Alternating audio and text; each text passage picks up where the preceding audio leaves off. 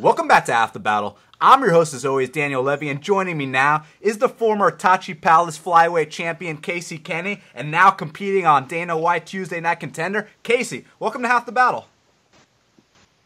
Hey, thanks, man. Pleasure to be on the show.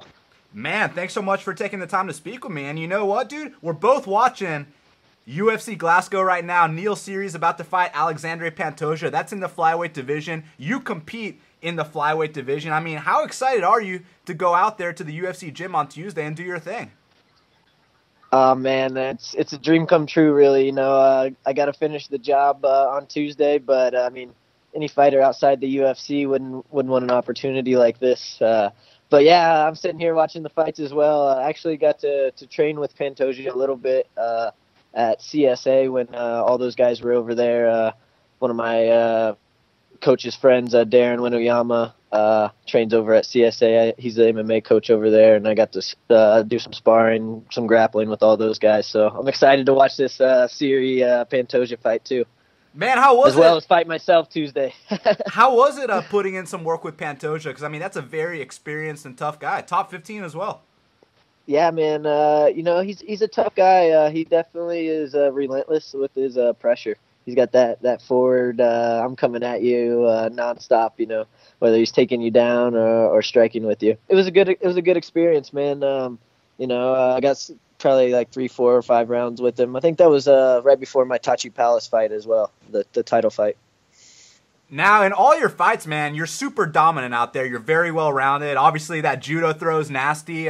When you go into a fight like this against Cee Jay Hamilton, I mean, is it more of just going out there and doing your game, or do you want to go out there and put on a show more? I think if I go out there and I stick to my game plan, I'll put on a show. I'm looking to finish guys nonstop. I got a few more submissions than I do, knockout and stuff, but man, I'm trying to kick people in the head. I'm trying to finish them, the whole time. So I'm just going to go out and do me and let the rest take care of itself. And that's a good mindset, man, because obviously we all know with the flyweights, every single fight is exciting. So it's one of those things where you can just be yourself, and most likely Dana's going to like that, Yeah, exactly. And, especially in this fight game, being yourself is the battle. Conor McGregor, he's maybe putting on a little bit of an act, but he's being himself too at the same time. So I think that's what some fighters just have to find. What are your thoughts on your opponent, Cee Jay Hamilton? Obviously, he's very experienced, and he's no slouch at all. No, he's definitely not a slouch. He's got a tough wrestling background. I think he's a little open on his striking. I think I'm going to be able to find some holes there. And then we'll also have to test his jiu-jitsu game. I know he's been submitted a few times, so we'll see how well-rounded Cee Jay Hamilton is. So when you got the call that Dana White wanted you to compete on his show, I mean, was that a surprise for you? Were you expecting that? I mean, what was it like when you got that call? Oh, man, it was kind of a big relief. I came off that draw against Bruno Silva at LFA. Even myself didn't think it was a draw. I thought I pulled off the win in that. It wasn't my best performance, but I thought I did enough to, get the W there and keep that 7-0 streak. But, it was kind of like a relief. I didn't think it was a huge setback. I still went out and put on a pretty good performance. But it was just like, oh, thank God, I don't need to go out and finish a couple more guys to get back to where I was. So when you go to a draw with Bruno Silva at LFA, I mean, do you at all consider that, your version of overcoming adversity? And the reason I ask that is because, I mean, you're undefeated, man. You've been dominant in all your fights. Yeah, it was not the result I wanted at the end, but at the end of the day, it was a great learning experience. I got to go out there, bang it out for 3 rounds. Not only that, but we stayed on our feet the entire time, and coming from a grappling background, that was my first experience with that one. And I loved every second of it, almost knocked him out there in the last round. It's a big learning experience, if in fighting, if everything was perfect all the time, that'd be great, but a little adversity never hurts anyone. Man, this is such a different environment for you fighting at the Tough Gym because we all know when you get in there, man, it's going to be super hot. Those lights, they're super bright, but there's not going to be thousands of fans in the gym with you. There's just going to be, 30 to 100 people there. How do you feel about that environment, man? Man, whether I'm sparring at my own gym, sparring at another gym, fighting, when that cage door closes, whatever mindset I need to be in, I can put myself in that. And I don't hear a lot outside the cage. I hear my coach and maybe one or two other people or one or two other familiar voices. But for the most part, I'm in my zone in that tunnel vision in the cage. And then when it's over, I can jump up on the cage and look around and kind of take in the crowd and everything. But this time, just be a few people. You feel like you got the right amount of experience before making your debut on a stage like this? Oh, yeah, definitely, man. I'm pretty young in the fight game. I've only been fighting even amateur about I started my amateur career about 4 years ago. And then had about just a year of amateur, and then I turned pro. And but man, I've been around training with a lot of guys. My head coach Chris Carriasso, I got to kind of come up in my amateur early pro career as he was ending his career. So I traveled a lot with him, just tagging along, getting different bodies, and of course all the work that he's been doing with me now that he's a full-time coach. What's it like training with a dude like Chris Carriasso, man? Because obviously he's paid his dues in the fight game forever. I mean, he's a dude. He beat Louis Smolka. He's been in there with DJ. He's done everything there is to do. What's it like having a guy like that as someone you look up to?